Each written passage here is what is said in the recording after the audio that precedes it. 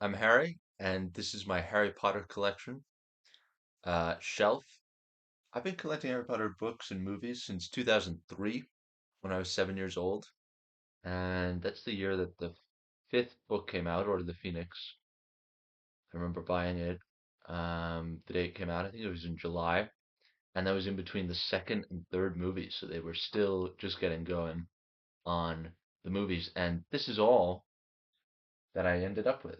I have each of the books in the American editions, of course, hardcover, beautiful Mary Grand Pré um, illustrations. Really cool thing with these books is that you should open up the entire book jacket and see the continuation of the illustration on the back, and even there are a bunch of little trinkets in the sides. And Chamber of Secrets is next. I love this cover.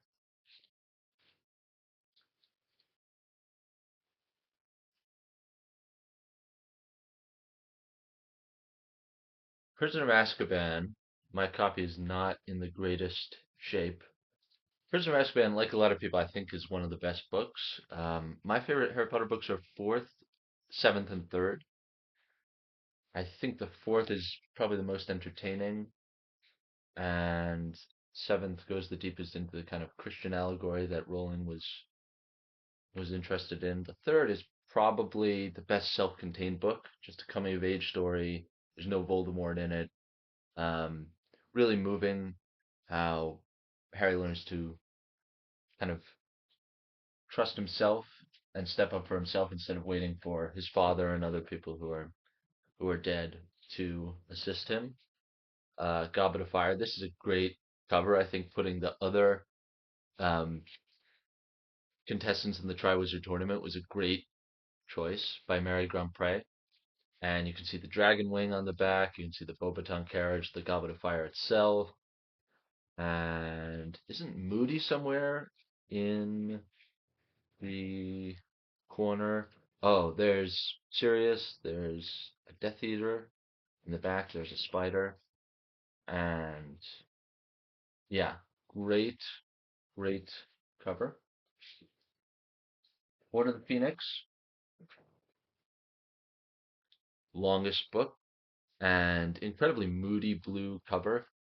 I'll always hold on to these and probably give them onto my children, even though, the book jackets are really kind of falling apart at this point, but I love these original editions. The Half-Blood Prince, all green and gloomy and foggy with the mist of time and memory. And oh, there's the lightning struck tower, the dark mark on the back, and the Deathly Hallows. The Deathly Hallows, my copy, is signed by Mary Grandpré. I bought it at Books of Wonder in New York City in downtown Manhattan on the day it came out in July of 2007. So I have a signed copy by the illustrator. I wish I had J.K. Rowling.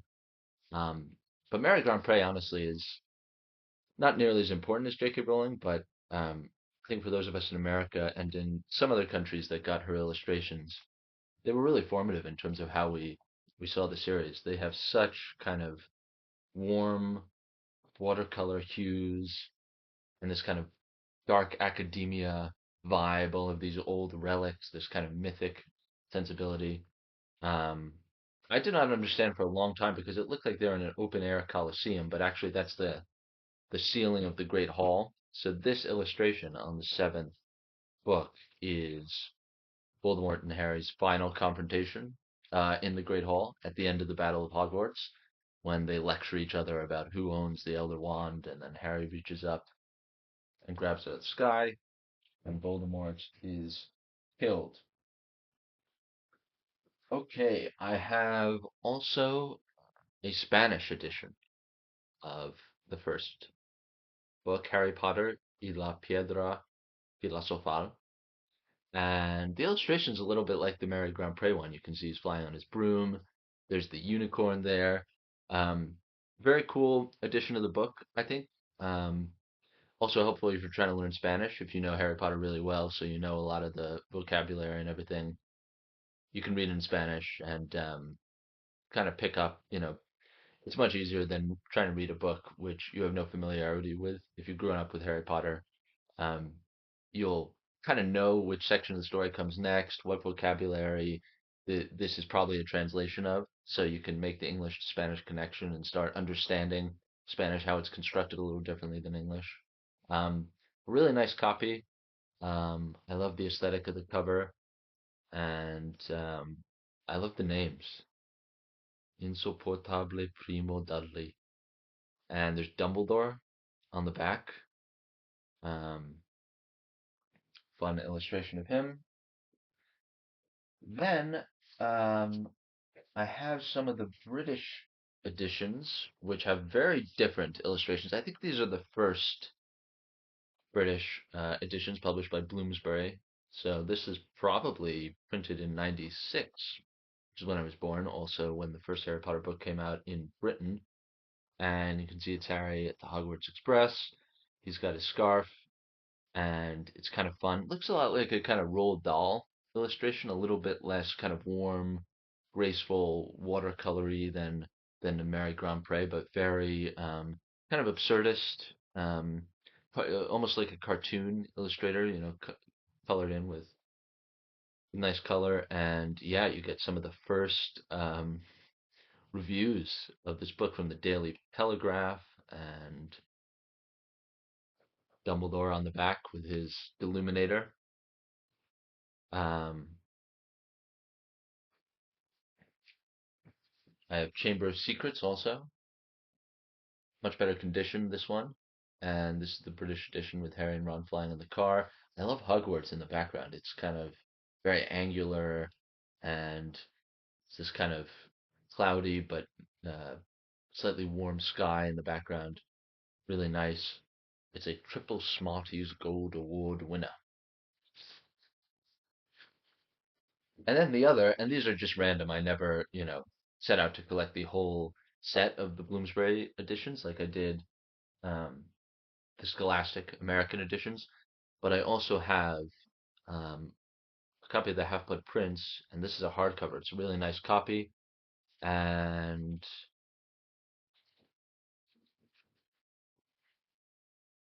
still in great condition, actually. Um, Again, totally different aesthetic. They do choose the green as well. I guess that's the potion in the cave, and that's the boat they came over on, and this is Harry and Dumbledore defending against the Inferi. Um, Good illustration, not connected. And again, I think the aesthetic is a little bit, it's just different than what I was expecting. Oh, there's um, the ring that Voldemort stole from the House of Gaunt and turned into a Horcrux, and then Dumbledore destroyed, which cost him his hand. And it was actually bought in Britain. You see 23 pounds and 90, not cents. I don't know what the currency, the the partial currency in Britain is, but really beautiful Bloomsbury edition. It's great to have. Um, I have some duplicates, so I have a couple of other copies of Deathly Hallows and Goblet of Fire. My other books, um, I have The Tales of Beetle the Bard, which everybody should get. It's really fun. Um, I think most of the focus on in the book is on the story of the three brothers and the Deathly Hallows and the cloak and all that, the Peverils, because that ends up being um, very meaningful to both Dumbledore and Harry, who grew up in Godric's Hollow, and Harry ends up with all three of the Hallows at one point, but kind of decides not to try to master death, but to just leave them be. Or he is the master of death because he's not afraid of it, is one way to look at it. So that's mostly what we hear about um, in the seventh book. But in this book, you see other stories. You see the Fountain of Fair Fortune, the Warlock's Harry Hart, Babbity Rabbity and Our Cackling Stump, The Wizard and the Hopping Pot, and some commentary from J.K. Rowling. And it's a really beautiful edition. Um, this is the Scholastic with Mary Grand Pré's illustrations. Very kind of evocative, cool um, illustration. and again has that kind of dark academia vibe. It looks like this old book that you would pick up on the bookshelves of Flourish and Blocks or something. So I would say this is a must-have for any completist Harry Potter collector. And then I have Fantastic Beasts and Where to Find Them, which is this kind of mini little book. Newt Scamander, it's his property of Harry Potter, so the idea is that you're buying his book, and it's really fun. It just has dozens and dozens of beasts and brief history of Muggle awareness of fantastic beasts, why magizoology matters, Acromantula. A lot of them common Welsh green, Hungarian horntail, Peruvian viper tooth. Harry has crossed out Norwegian ridgeback and wrote Baby Norbert. So um, he's written under Hungarian horntail, supposedly the most dangerous of all dragon breeds. And Harry wrote, "You're not kidding." So you kind of get the commentary from Harry. Um, it's really interesting how Rowling came up with all the beasts and the potions and all this kind of stuff in Harry Potter. Obviously, a lot of it, like the spells, are all Latinate derived, or many of them, Expelliarmus and Finite Incantatem and Priori Incantatem and all this kind of stuff. But the beasts you can tell she drew from Egyptian mythology, Greek mythology, Roman mythology, Celtic mythology. There are all these different kind of sphinxes and um, hippogriffs are sort of present previously. Obviously, some of them are just like dragons, like they're just fantasy, staples, which um, many stories from King Sir Gawain and the Green Knight on talk about. But it's so eclectic, the inspiration she drew from them, that to have them all compiled in a single book is really fun. This is a book I'm still keeping. It's called What Will Happen in Harry Potter 7, published by MuggleNet. Most Harry Potter fans have probably heard the MuggleNet podcast. I'm not the biggest fan of it. They just like to bicker about kind of the social lives of the kids, and they don't always get deeply into the themes of the series. My favorite Harry Potter podcast is actually Binge Mode with Mallory Rubin and Jason Concepcion. Really great podcast The Ringer did in 2018. You should check it out if you're a Harry Potter fan. But this was published, I think, in 2006, in between Half-Blood Prince and Deathly Hallows. And so there are all these questions that we have as Harry Potter fans, some of which are on the back of this book.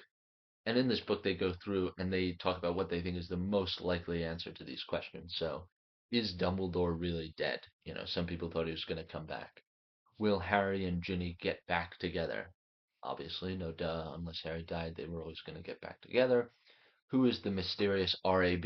I think they even predict Regulus Black. They because he was mentioned in a previous book. They went through all the books and found Regulus Black and say, oh, his middle name is probably Alessandro or something. It turned out to be Arcturus, and he's probably RAB, and Harry's probably going to find him. He's actually still alive. I think they predict that in this book. He turned out to be dead, but they got the story of what he was doing through Creature, his house elf, and he ended up helping them even in his death.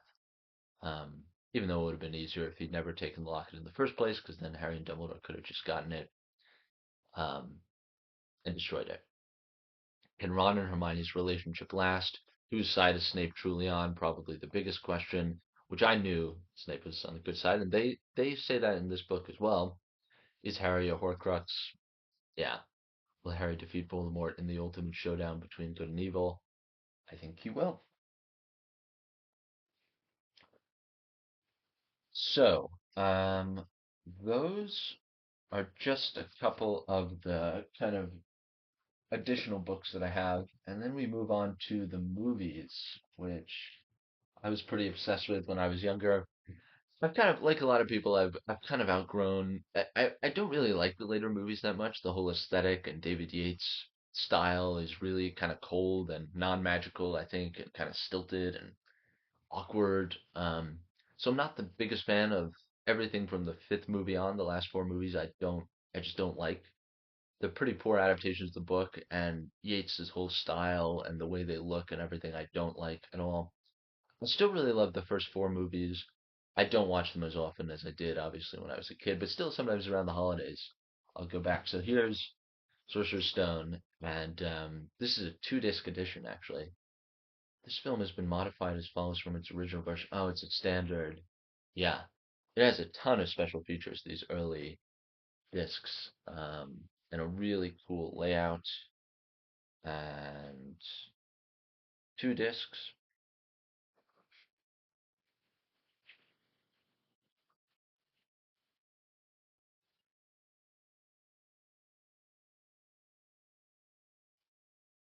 Chamber of Secrets, which is, I think, a really underrated movie, actually.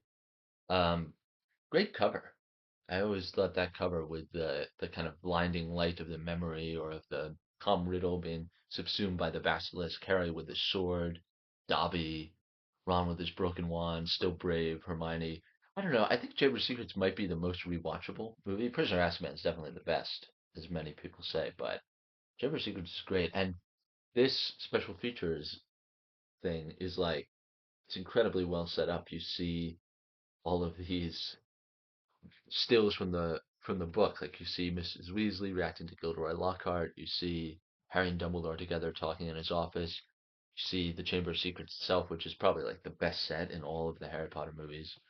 Um, Pretty great.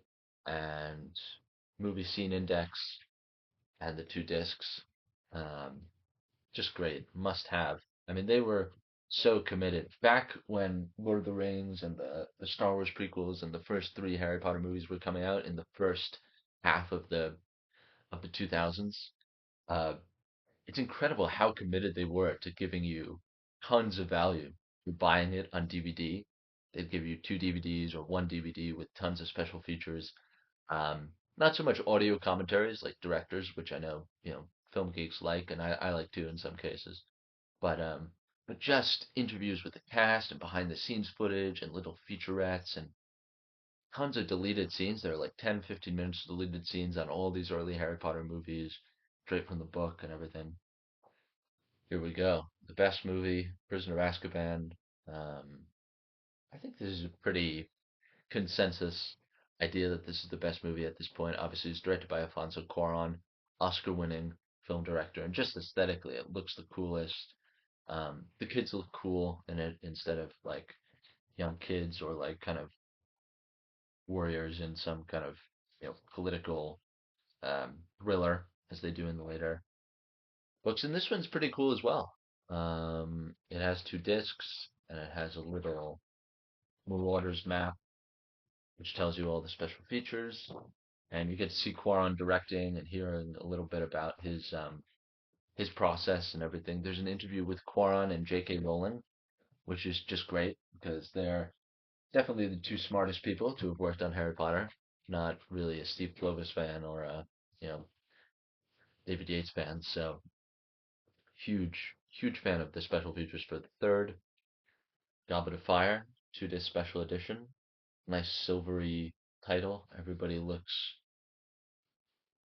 like kind of like a rock star. And oh yeah, you see the platforms for the second task where they stand before they jump off into the water before they go into the lake.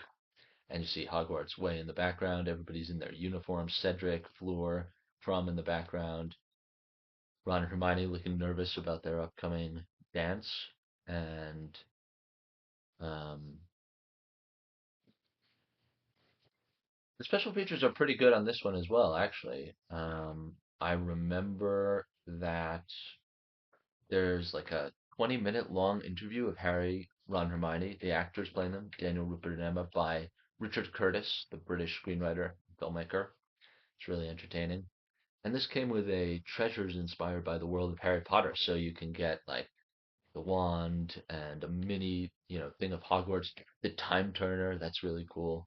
Hogwarts tree ornaments, um, Lucius Malfoy's walking stick, and Yule Ball earrings. That would be great for girls. Um, really, really fun.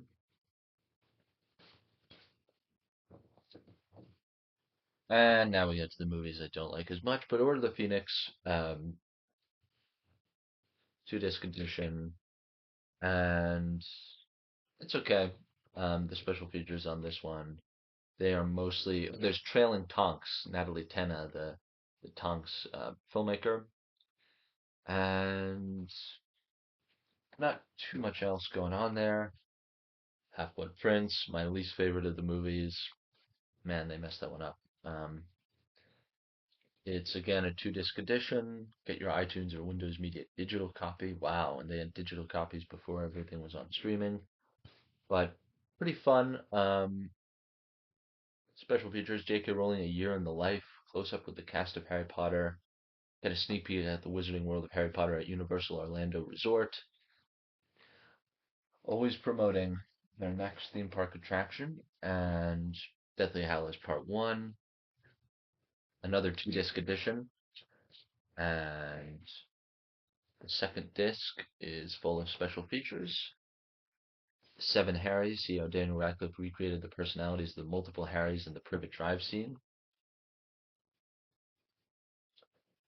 And finally, Deathly Hallows Part 2, which has a suitably epic cover.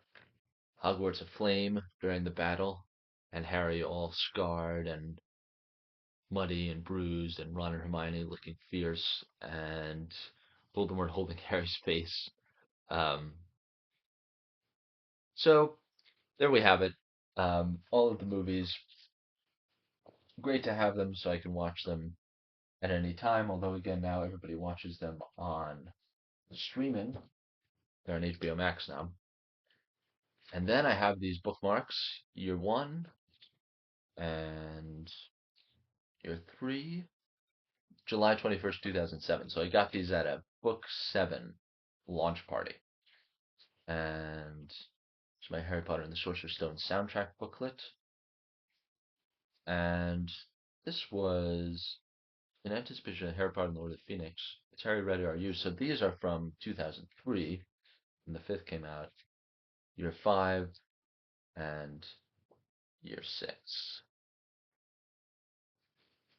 So those are all of my Harry Potter possessions.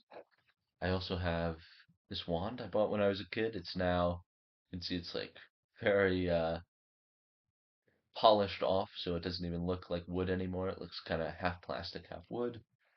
And I have this, which I made. I found a piece of wood that looks almost exactly like a wand, and I squiggled some little hieroglyphs in it just for fun. Um, and I still hold on to it with affection. Um, so these are my Harry Potter, all my Harry Potter items. I probably treasure most, obviously, the 7 original books, the Scholastic editions. There's just no topping those. The hardcovers, Mary Grandpre's illustrations look fantastic. You can fold out the book covers and see everything that's on them. Um, I'll just do that again for the second book because it just is so cool. This is the cover of the second book, and if you're just looking at the front, it looks like Harry holding Fawkes and flying up from the Chamber of Secrets after he's defeated the Basilisk. But then you look on the back and you see Ron and Ginny. Lockhart isn't even there. And then you look further on and you see snakes and you see the cat, Filch, I guess, in the background. I mean, there's just so much detail. There's an eye, which I guess is a spider, the basilisk. Um, these covers are so cool. You should really, if you have these editions, and if you're a Harry Potter fan, you really should. Unless you're not in America, I understand. Then you have a different series of illustrations you're probably attached to. But these are the best. Absolutely my favorites. Mary Grandpré, and that's what I treasure the most from Harry Potter, and what I'll always hold on to and pass on to my kids because I'm sure they'll be Harry Potter fans as well. I'll introduce the series to them. So thanks for watching.